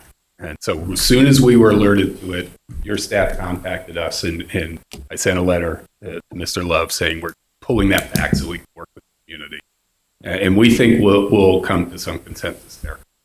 The roundabout is going to be constructed, as we discussed in our presentation. The question of the signage going into the round, yield signs, whatever, that is a city public works decision too, because those are city right-of-ways. Right. If there's something we can work together on that, and first thing we need to do is really clarify what the question is and what the proposal is, because I think there's some discussion that maybe one set of plans have one thing and another. So we need to sort it out and figure it out with public works, and we'll do that. All of these issues, I would say, are issues that apply whether we're doing 389 units or whether we're doing 450. We need to address them with your staff and with the city on their issues and get it done. I think there was a reference to the traffic study at one point saying that one intersection was at an unacceptable level of service. That's the process that you go through with the traffic study, and that's why we proposed improvements off-site, which were approved as part of the approval. And with those improvements, the levels of service will improve. As far as there was a reference to drainage issue on Greenview Park, I think that again is the city property, but I think, Mr. Love and I need to get together and sort out and maybe talk to the resident and make sure we understand exactly what it is, what's going on. The yield sign we talked about. Some of the residents of the existing neighborhood talked about water in their backyard and the silt fence, which is part of the construction process. Again, that silt fence will eventually come out. But I will tell you that we had been contacted once by the management company for the single-family neighborhood about a particular homeowner who had a similar comment. And Mr. Cohen's construction people went out and met with her on site, looked at her property, and they talked about what could be done. We're not doing work off our property, but we're happy to meet with people and see where the problem is and what's going on and what can be done. So, and it was fixed. So I would make that same representation to other homeowners that back up the project. It's a process. The construction process takes time, and some of those issues were pre-existing, and if we can work to figure it out, we're happy to figure it out. The intersection at Clubhouse came up many times. Many times. That's one question I was going to ask you. The road, the intersection radius, which is usually at a right angle, all of that is per city code. The roads are going to be city streets. We're happy to meet with your Public Works Department to see if there's some modifications that can be made. I can tell you, I think a roundabout, somebody mentioned, roundabouts take up a lot of space. Help me understand where that is, because I thought we had that discussion and I thought there was basically divided road going in and out because we thought that. There is a divided road on Clubhouse then if there's Drive, a divided but eventually road, Clubhouse Drive comes into the project. No, but I'm saying I thought it was going to be divided going in so that there could be no problem. Like the very first picture you showed today had the divided going in. It is divided. But if it's divided, you would never not have somebody be able to come out. Wait. Right there. Yes. Is that not what it is? No, that's not the Okay, but hold on, don't go anywhere. That's what I thought. Now that would fix whatever you're talking about. That will be a circle. That will be No, that's not going to be the circle. Yes. In front of it. The very next intersection, when the trucks come out, when another car comes out. This is. Yeah. Ma'am, if we could have one conversation, I think. The main entrance at Clubhouse to the project is where the circle is going. I think the various residents, if I could finish. Okay, hold on. I think what the residents are talking about is as you get further into the project, at the point at which there's an intersection with what's called Patuxent Green Road, right where the clubhouse will be in the future, right where the tot lot is. Where the cursor. Between the playground and the mall home. You see where the pointer is right now? Oh, can you blow it up? And just make that. Probably not. There you Oh, go. there you go. Right there. You see, And that's the Madam only Chair. entrance into the whole neighborhood, correct? Exactly. the main end, Alan, if you could come over. The main entrance is divided with the median all the way back to that point. There are a couple breaks for people in the parking lots to get across, but there is a median all the way down. At some points, the circulation within the community has to go to where there are intersections, right? Because there's a whole circulation back behind the project there. They're talking about that intersection right where the pointer is right now is tight. And so there's a geometric concern about you can't get past if somebody's waiting to go straight. And they want to have us look at that intersection. What I'm saying is that intersection was reviewed and built in accordance with city standards, but we're happy to sit down with your public works folks.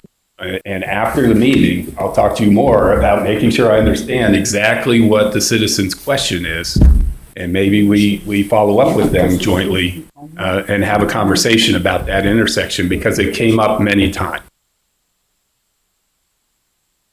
It's not necessarily a adequacy question, it's an operational question, and if we can meet with your public works folks and see if there's a solution that can be accommodated, maybe an easier radius to that turn, but there's safety issues. I'm not qualified to say what the solution could be. When is that roundabout?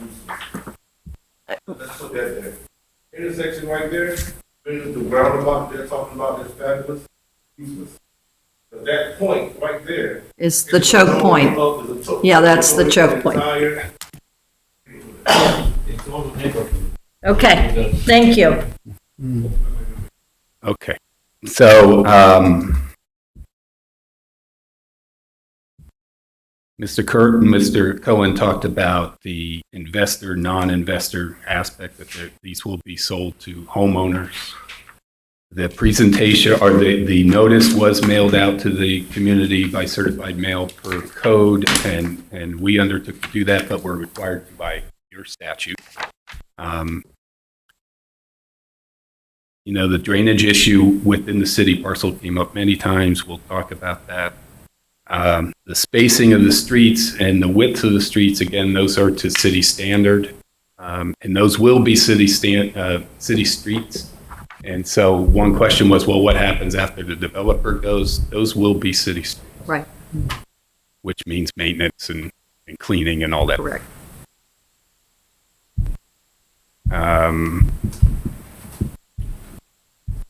Alan talked about the question of individual houses having some flooding question, and we will make sure we convey that information to the builder. And generally, I think that discussion had come up on some and has been fixed, but if there's more that need to be fixed, apparently the discussion tonight is there is more of the work that needs to be done, so we will communicate with the builder and work with those homeowners directly. It is not a deficiency in the stormwater management plans. It's an issue regarding individual lots. Thank you. Signage was a point that came up, and the number of signs, those are dictated by a city. Those are, lots The of 10-foot signs, or I assume Well, I don't know what those the were. 10-foot signs I'm are, wondering but- were those signs like sales signs? No, no parking. And I have to tell you, on 20 of these developments, there's way too many signs, but there's nothing I could do about it because it's dictated by public works. It's no parking. There's too many crosswalk signs. It's ridiculous.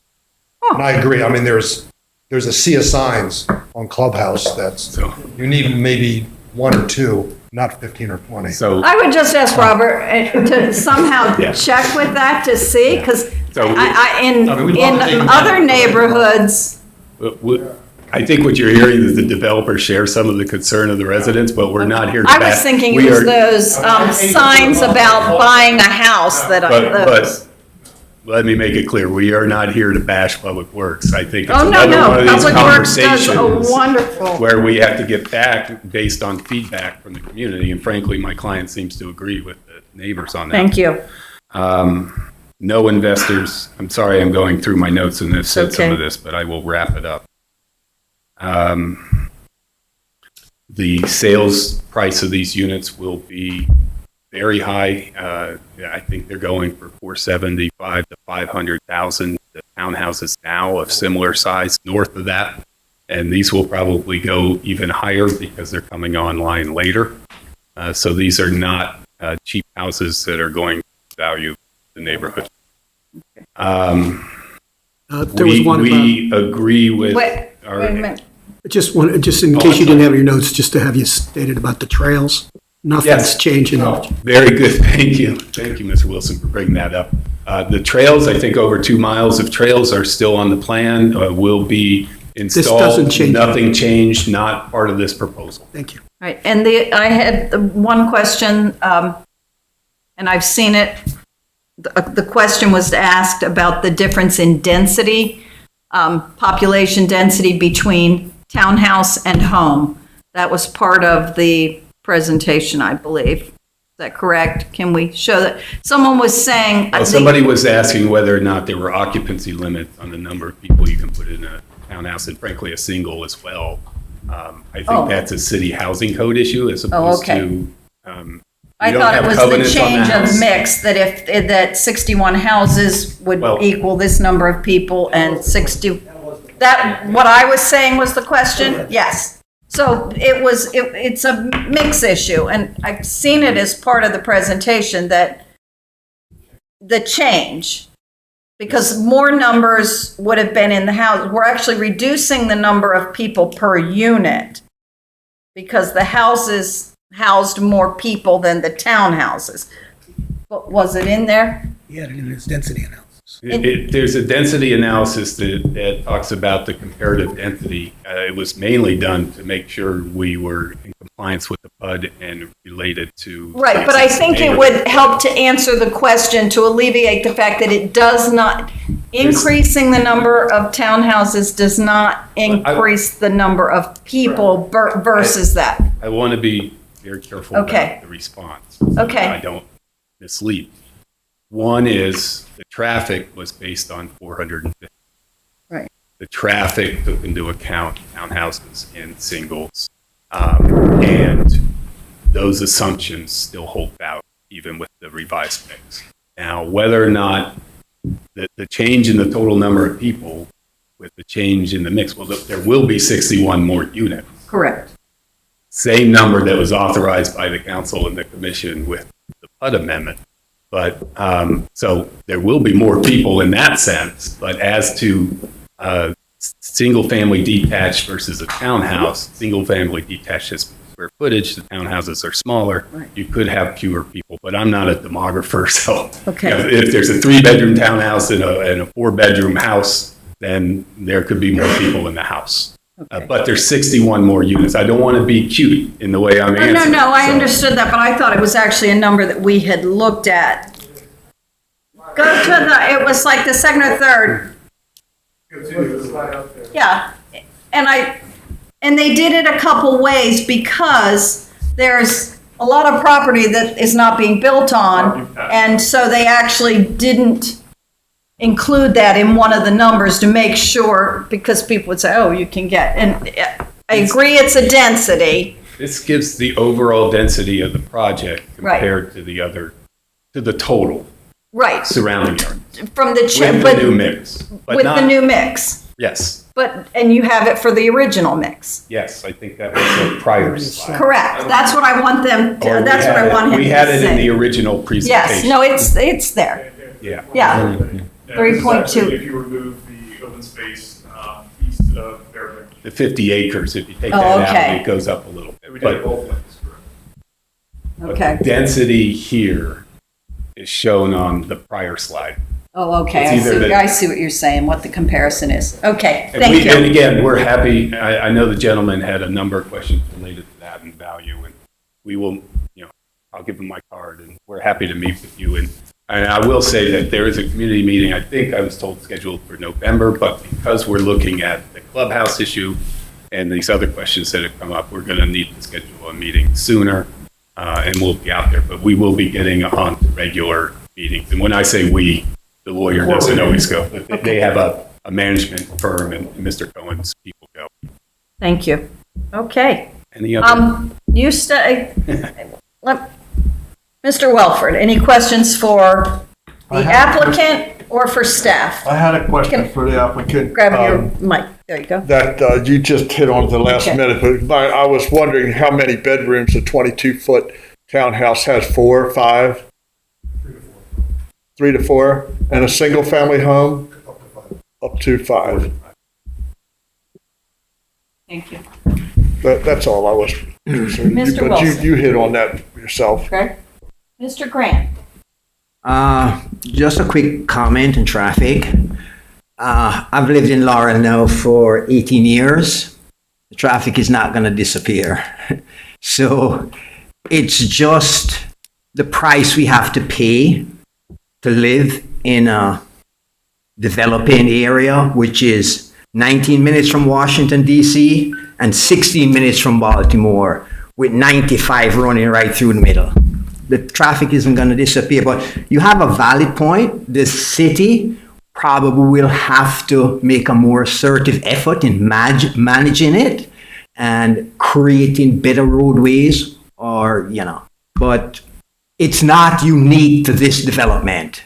I had the same problem in First Baptist Lane when I came here in 07. It would take me not even 5 minutes to get to 95.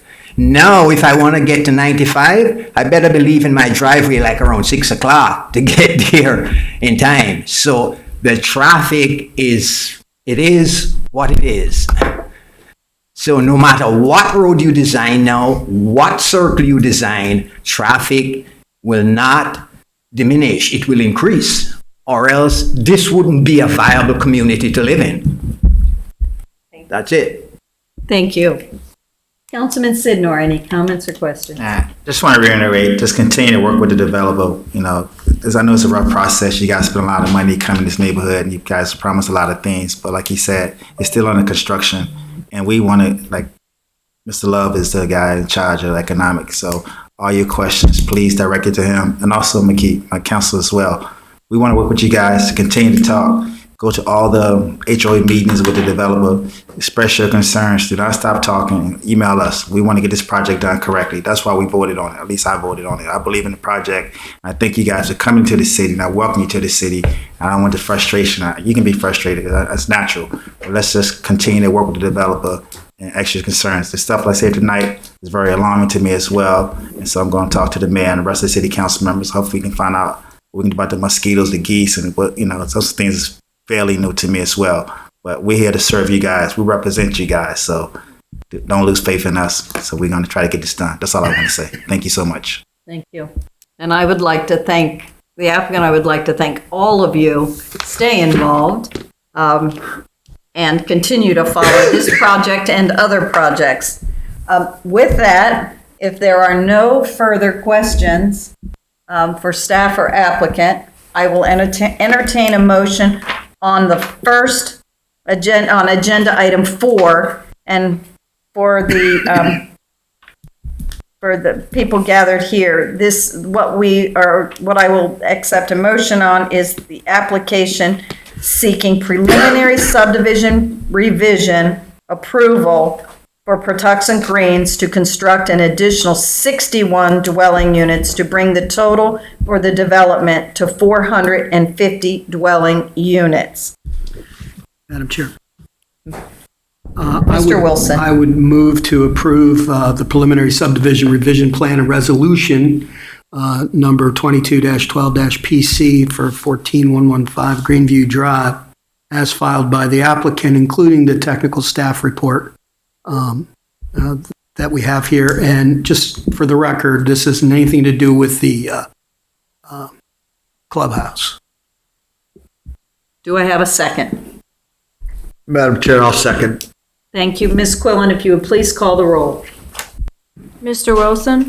Yes. Mr. Welford? Yes. Mr. Grant? Yes. Chairwoman Bettman? Yes. Motion carries. Thank you. Moving on to agenda item 5, the applicant, amended site and landscape plan and resolution number 22-11-PC. I'll move to approve the amended site and landscape plan and resolution number 2211-PC for 14115 Greenview Drive as filed by the applicant, including the technical staff report. Do I have a second? Madam Chair, I'll second. Thank you, Mr. Welford. Ms. Quillen?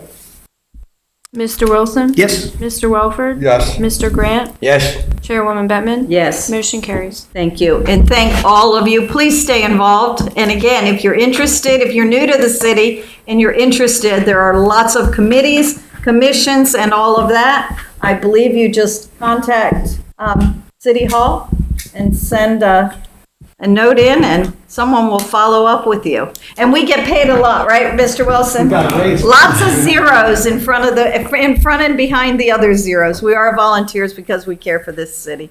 So thank you. And with that, this meeting is adjourned.